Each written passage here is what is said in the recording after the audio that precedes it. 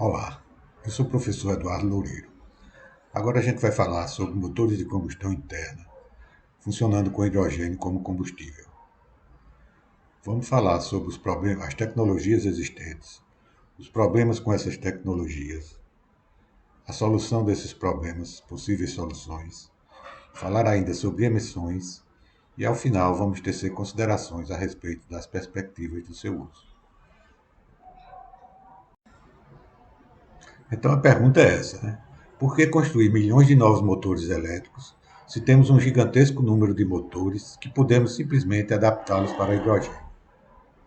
Queimando hidrocarbonetos, ou queimando combustíveis fósseis, né, derivados do petróleo, os motores emitem CO2. Né? Com essa adaptação para queimar hidrogênio, que não requer mudança muito profunda, os motores deixariam de emitir CO2 e passariam a emitir apenas água como produto da combustão. Em termos bem gerais, aqui a gente está omitindo o nitrogênio, que também é admitido nos motores de combustão. Né? Nos casos reais, a presença do nitrogênio pode ocasionar emissões dos nocivos óxidos de nitrogênio, os NOx. Então, se é para combater a emissão de gases de efeito estufa, essa adaptação parece razoável, pois eliminaria de uma vez e de imediato a emissão de CO2 por esses motores que certamente continuarão a rodar com combustível fóssil por muito tempo, caso não haja a adaptação.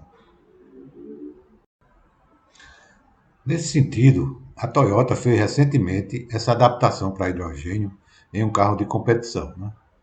Foi exatamente um teste da implantação da tecnologia nova. Né? Então eles pegaram um motor do modelo Yaris GR e adaptaram para um Corolla, a participar de uma competição de automóveis. Né? O motor ele tem uma cilindrada de 1,6 litros, ou seja, 1,6 litros é o volume deslocado pelos seus três cilindros. Tá? Ele é turbinado, ele trabalha com injeção direta de hidrogênio, é um motor de 4 tempos e de ignição por centelha. O seu reservatório de combustível, ele transporta hidrogênio comprimido a uma alta pressão, né? 700 bar. O motor adaptado para hidrogênio participou de uma corrida de 24 horas, Corolla Sport. Os resultados não foram, a gente pode dizer, muito animadores. Mas aí a gente aqui tem que levar em conta que se tratava de um teste de implantação de uma tecnologia nova. Né? Então, nessas 24 horas, o carro testado rodou 1.634 quilômetros. Né? Das 24 horas, ele passou 12 horas rodando, metade. E 4 horas abastecendo. Né? Ele parou 35 vezes para abastecer durante 7 minutos cada parada para abastecimento. E das 24 horas, 8 horas ele passou em reparo, né? Principalmente devido a verificações de segurança, né? Para avaliar esse item na nova tecnologia. Né? Foram feitos diversos pit stops. Então aqui a gente pode observar o seguinte: o intervalo para abastecimento ela é razoável, né? Porque se compararmos com os elétricos, né, que são plug-in, carrega na tomada, eles levam muito mais tempo para abastecer. Né? 35 vezes já denota aqui uma baixa autonomia, né, para rodar 1.634 quilômetros. E de uma forma geral, a gente tem que considerar que isso aqui foi um teste de viabilidade da nova tecnologia. Né? Como era um carro de competição, ele não poderia carregar muito peso, portanto, esse reservatório também deve ter sido subdimensionado para contrabalançar o peso do combustível e a autonomia. Né? Então, falando um pouco sobre emissões com o uso dessa tecnologia, ou seja, usar hidrogênio como combustível de motores de combustão interna, a gente sabe que o nitrogênio, né, ele compõe boa parte, né, boa parcela do ar que é admitido no interior da câmara de combustão, em torno de 70%. E aí, como as temperaturas de combustão do hidrogênio, né, são altas, o nitrogênio começa a ser reativo e aí o motor vai emitir esses indesejados óxidos de nitrogênio, né? Nos motores que utilizam combustíveis fósseis, as alternativas para combater esse tipo de emissão é a recirculação dos gases de exaustão, o EGR, e também uma outra alternativa é a injeção de vapor d'água na câmara de combustão. Essas duas alternativas, elas têm como o objetivo diminuir a temperatura, né, no interior da câmara. E observe que com o trabalhando com nitrogênio, essas duas alternativas seriam simplificadas em uma só, porque o produto da combustão aqui, no caso, seria vapor, o próprio vapor d'água. E também se utiliza para combater isso modernos catalisadores de 3 vias.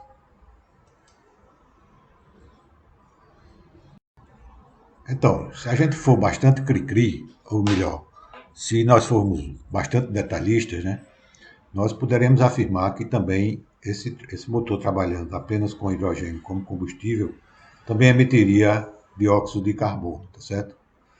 Esse dióxido de carbono viria da queima da parcela pequena, né, de óleo lubrificante que restaria nas paredes do cilindro, que seriam queimadas, produzindo CO2, e também parcela do óleo lubrificante que evaporaria e seria alimentado aqui pelo sistema de ventilação forçada do cárter, né? Esses dois contribuintes iriam contribuir para essa pequena parcela de dióxido de carbono emitida por esse tipo de motor. Bem, fazendo uma conta rápida aqui para a gente verificar essa emissão desse CO2, se a gente assumir que a densidade do óleo lubrificante é 0,96 kg por litro e que 85% de sua massa é de carbono, e como o CO2 teria essa forma aqui, o número de massa do oxigênio 16, do carbono 12, se a gente somar isso aqui, a gente vai ter um peso molecular do CO2 igual a 44. Então isso nos leva a crer que para cada quilograma de carbono, a gente vai produzir 44 dividido por 12 quilogramas de CO2. Cada quilograma de carbono queimado, né? E aqui agora sendo bem pessimista, ou seja, se o meu carro estiver consumindo bastante óleo, ele vai estar nessa faixa aqui de 1 litro a cada 5.000 quilômetros. Ou seja, quando eu for trocar o óleo, eu retiro todo o óleo que está dentro do motor, e aí eu vou verificar que esse volume que eu obtive é 1 litro aquém do que eu necessito para repor a quantidade indicada pelo fabricante. Então, fazendo a multiplicação aqui de todos esses fatores, né, a densidade do óleo 0,96 kg por litro, sabendo que 0,85 de sua massa é carbono, e que para cada quilo de carbono eu vou obter 44 sobre 12 quilos de CO2, a gente multiplicando isso aqui ainda pelo consumo de óleo lubrificante, 1 litro a cada 5.000 quilômetros, eu vou obter esse fator aqui de 2,99 kg a cada 5.000 quilômetros. E aí, partindo desse dado que eu tenho disponível para o consumo de gasolina, né? Motor a gasolina, ou seja, para uma tirada de 320 mil quilômetros, se eu fizer essa conta aqui multiplicando esse fator por 320 mil, eu vou obter desse produto do óleo lubrificante aqui 191 kg de CO2 produzidos. À medida em que, se o carro, o motor, o automóvel, né, consome gasolina, ele vai produzir para os mesmos 320 mil quilômetros 73 mil quilogramas de CO2. Isso vai me dar, quando eu fizer a conta aí dividindo um pelo outro, isso me dá um percentual desprezível de 0,26% de CO2 quando eu comparo esse CO2 produzido aqui, né, com o CO2 proporcionado por um carro com um motor a gasolina. A partir de agora, a gente vai avaliar as diversas tecnologias de construção de motores de combustão interna para verificarmos a probabilidade da introdução do hidrogênio. Começando pelo ciclo Otto, são os motores que utilizam a gasolina, né? A gente observa que é necessário uma fonte de energia para iniciar a combustão, exatamente a centelha aqui entre os eletrodos da vela, né? Observamos também que a chama se propaga como uma casca hemisférica em direção às paredes da câmara. E essa frente de chama, ela é uma região de temperatura muito alta. E essa alta temperatura proporciona a emissão de NOx, né? Os óxidos de nitrogênio. O nitrogênio passa a ser reativo e é oxidado. Avaliando agora os motores do ciclo diesel, né? A gente observa que devido à maior taxa de compressão, a ignição acontece de forma espontânea quando as partículas do combustível injetado vaporizam-se misturando-se com o ar. Isso devido à alta pressão e temperatura no interior da câmara. À medida em que o combustível pulverizado avança no interior da câmara, forma-se também uma frente de chama. Essa frente de chama também é uma região de temperatura muito alta, e essa alta temperatura proporciona a emissão de óxidos de nitrogênio. Além disso, onde ocorre a combustão é próximo de uma região muito rica, porque o diesel está sendo injetado nesse jato aqui, nessa região bastante rica em combustível, né? E aí a combustão não é completa, aumentando a emissão de material particulado e de hidrocarbonetos não queimados. Agora nós vamos passar a estudar uma tecnologia mais recentemente proposta, que é a tecnologia HCCI. Traduzindo do inglês seria carga homogênea com ignição por compressão. Essa tecnologia ela busca incorporar as boas qualidades do ciclo Otto e do ciclo diesel, trabalhando com gasolina. Nessa tecnologia, a combustão acontece de forma simultânea em todo o volume da câmara, ou quase simultânea, né? E proporcionando menor temperatura, você não tem aquela região de alta temperatura dos dois casos anteriores, e maior eficiência, né? Essa ignição, essa combustão simultânea, ela vai fazer com que a gente não tenha essa perda por tempo aqui, né? Proporcionando uma introdução de calor aqui no ciclo a volume constante, né? E proporcionando que um pico de pressão maior seja alcançado durante o ciclo. Essa tecnologia, por diversas razões, uma delas é poder trabalhar com misturas bem pobres, ela permite trabalhar com a razão de compressão bem maior, mais alta, tá? E isso vai acarretar maior eficiência térmica, né?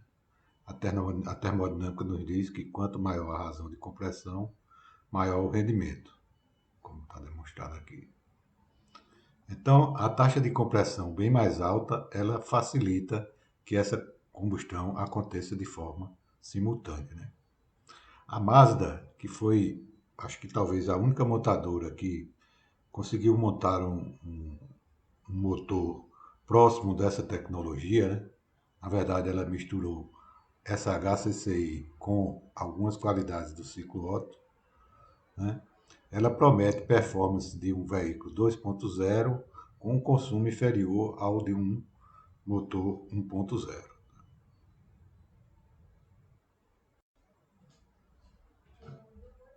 Então, essa tecnologia, como já dito, ela permite trabalhar com misturas extremamente pobres, né? Chegando até maior, 2 ou 3 vezes a quantidade de ar necessária para a combustão estequiométrica, né? E esse excesso de ar ele diminui a troca de calor através das paredes do cilindro e, consequentemente, diminui a temperatura no seu interior. Vamos falar agora sobre o motor Mazda Sky Active X.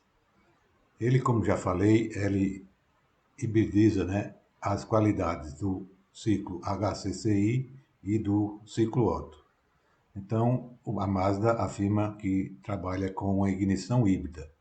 Às vezes ela usa ignição por centelha e alterna para ignição por compressão. Então, isso requer uma alta tecnologia para gerenciar essa transição aqui. O controle tem que ser muito fino, né? Essa tecnologia foi apelidada pela Mazda de SCCI, né? Seria a ignição por compressão controlada por centelha. Nesse caso, em determinados momentos, a vela lança uma centelha para dar o início à combustão, que acontece de forma quase simultânea também, né? Então, ó, nesse motor, a gente vê a presença de grandes mudanças no sistema de admissão para introduzir no cilindro ar a alta pressão, tá? Então, nesse vídeo aqui, nesse link aqui, a gente tem um vídeo que detalha bem a construção desse motor. E a gente vê lá que ele dispõe de um supercharger com embreagem, né? Essa embreagem deve ser para que a variação da carga, né, proporcionada pela carga de ar adicional, né, proporcionada pelo turbocharger seja mais controlada, né? Um ajuste mais fino. Isso aqui contribui para que a razão de compressão seja aumentada. Então, essa tecnologia ela envolve alta velocidade, alta pressão e injeção variável de ar, né? Tudo isso são meios para aumentar a razão de compressão. E essas características aqui, né, contribuem para que a Mazda tenha construído um motor real, né, de taxa de compressão variável. Bom, agora nós vamos avaliar as diversas tecnologias propostas para motores de combustão interna, as mais recentes, tá certo? Vamos pegar carona nesse gráfico aqui, que eu peguei dessa apresentação que consta nesse site, nesse link aqui de baixo, tá? Então aqui nós temos o motor de ignição por centelha, o de ignição por compressão, ou do ciclo diesel, né? O que nós acabamos de ver, que é o HCCI, que é a carga homogênea e com ignição por compressão, e duas variantes desse último, que seria o PCCI, Premixed Charge Compression Ignition, e o RCCI, que seria Reactivity Controlled CCI. Então aqui, a gente acabou de ver o HCCI, essa nova variante aqui, seria a carga pré-mixada, ela tem um injetorzinho aqui na porta de admissão para proporcionar a mistura mais pobre e mais uniforme, né? Que seria no tempo de admissão. E teria um outro injetor aqui para, no momento da ignição, ele lançar aqui, criar aqui uma região mais rica em combustível que iria dar o start nessa ignição, tá certo? Então, os pontos positivos, né? Você tem um melhor controle das fases da combustão, né? Em função disso, você tem menos detonação, uma combustão mais previsível, né? E um melhor tempo, o controle do tempo, né? Ok? Os pontos negativos, né? As regiões de combustível não misturado e com baixas temperaturas, você não teria a combustão completa e aí você teria a emissão de hidrocarbonetos e de monóxido de carbono. E também você teria uma pequena faixa de operação, né? Você não poderia operar com toda a carga desse motor aqui. Em algumas regiões ele não funciona muito bom em função da detonação que pode ser causada, tá? Então, a outra variante, que é essa aqui, você utiliza também a injeção aqui na porta para mistura mais pobre, né? E aqui você utilizaria um combustível menos reativo, tipo gasolina, e na injeção direta aqui você utilizaria um combustível com a maior reatividade, né? Com mais fácil ignição, por exemplo, diesel, tá? E aí o diesel exerceria o papel da centelha daquele motor do Mazda, né? Então, você garantiria uma mistura melhor, né?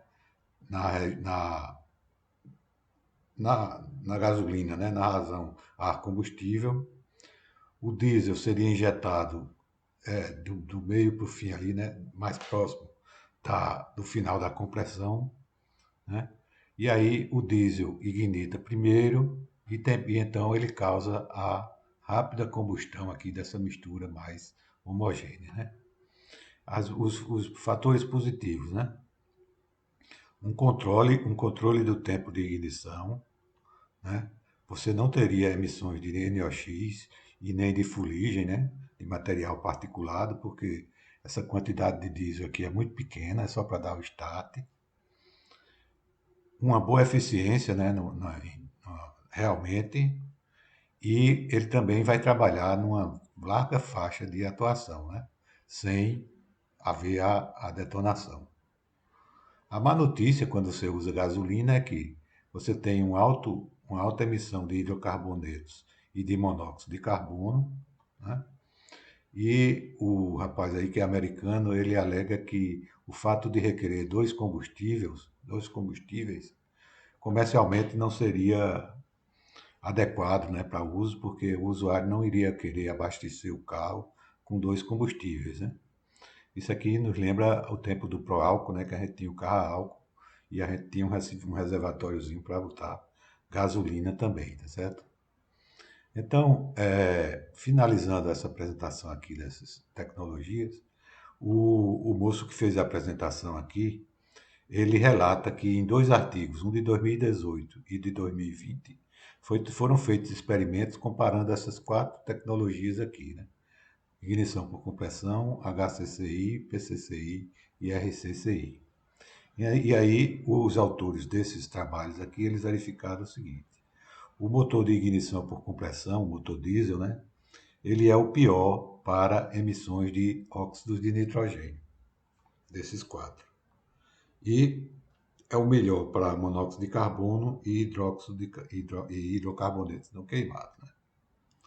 Já esse HCCI, né, ele é o melhor para a emissão de óxidos de nitrogênio e de material particulado.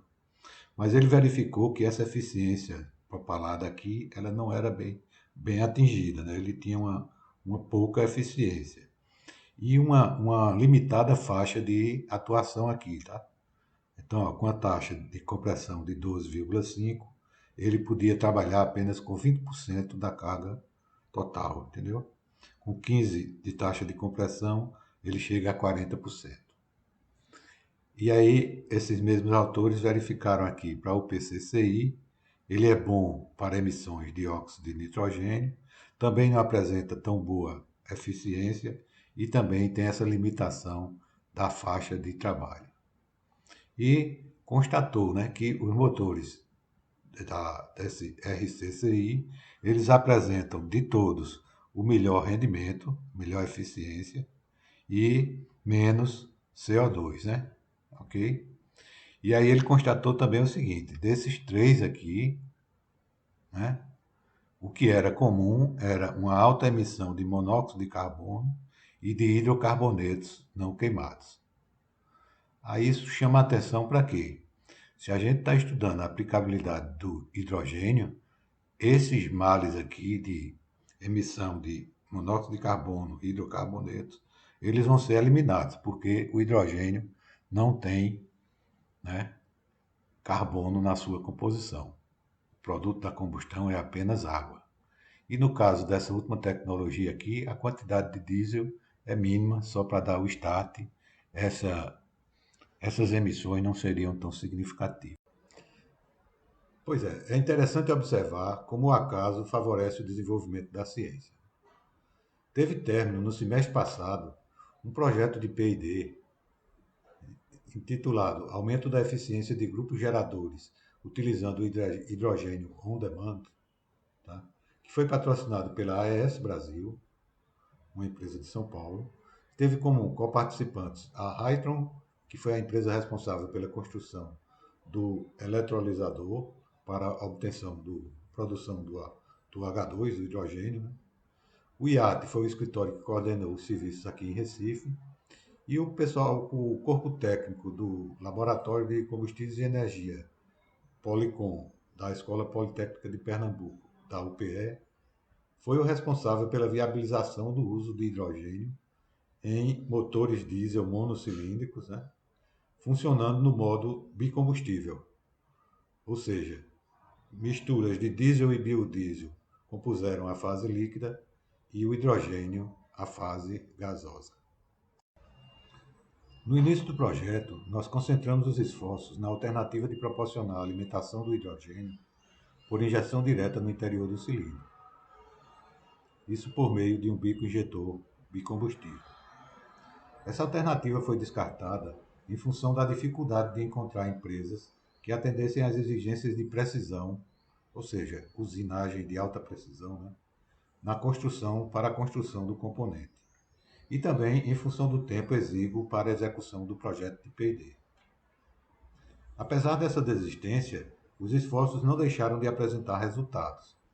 Resultados esses que culminaram com o depósito de uma patente, de um pedido de patente realizado no final de julho passado, contemplando o bico injetor e o sistema de alimentação com as fases isoladas. Então, para atendermos o nosso objetivo do projeto, ou seja, a adição de hidrogênio na alimentação do motor do grupo gerador, a segunda alternativa escolhida foi a aspiração para o interior do coletor de admissão. Isso nos remete de volta ao quadro comparativo das novas tecnologias e nos coloca com maior semelhança à de maior potencial, a RCCI. Isso com algumas diferenças decorrentes das nossas limitações no momento da pesquisa. Por exemplo, o hidrogênio foi aspirado para o interior do coletor de admissão e não injetado, o que proporciona um controle maior do processo, caso ele seja injetado. Além disso, o mecanismo do sistema de injeção diesel, né, do motor testado era mecânico, ou hidráulico, né, o que limitou o controle de injeção na fase líquida. Ao final do projeto foi alcançado o funcionamento em regime permanente do motor, com diversos percentuais de misturas de diesel e biodiesel e com a adição de hidrogênio, numa fração equivalente a 30% da energia final produzida, prevenindo a ocorrência de detonação. Caso aumentasse a parcela de hidrogênio acrescentada, a detonação se fazia presente. Finalmente, a avaliação das emissões atmosféricas foi realizada, né? A adição de biodiesel na mistura líquida e de hidrogênio como fase gasosa contribuiu para quedas nas emissões de CO, hidrocarbonetos não queimados e dióxido de carbono. Os hidrocarbonetos não queimados foram praticamente eliminados quando se adicionou biodiesel e hidrogênio. E também o único fator negativo foi a emissão de NOx, que aumentou também em função da limitação dos parâmetros que nós poderíamos tentar corrigir esse tipo de emissão. Bom, após essas diversas observações, a gente pode constatar que as tecnologias de motores de combustão interna mais recentes, aqui mostradas, surgiram na tentativa de prorrogar a utilização de motores de combustão interna utilizando combustíveis fósseis. Realmente foram observados grandes avanços na redução de emissões.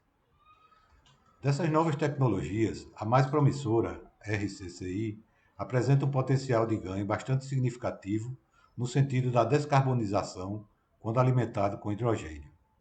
Realmente, essa tecnologia evita as emissões de óxidos de nitrogênio e, quando alimentada com hidrogênio, funciona de modo descarbonizado. É interessante e reconfortante constatar que dispomos de instituições locais de pesquisa que já atuam nesta área muito específica, que podem contribuir de maneira intensa em busca da viabilização da utilização do hidrogênio verde, atuando no lado da demanda deste que se apresenta como agente viável para a descarbonização do planeta. Muito obrigado pela atenção.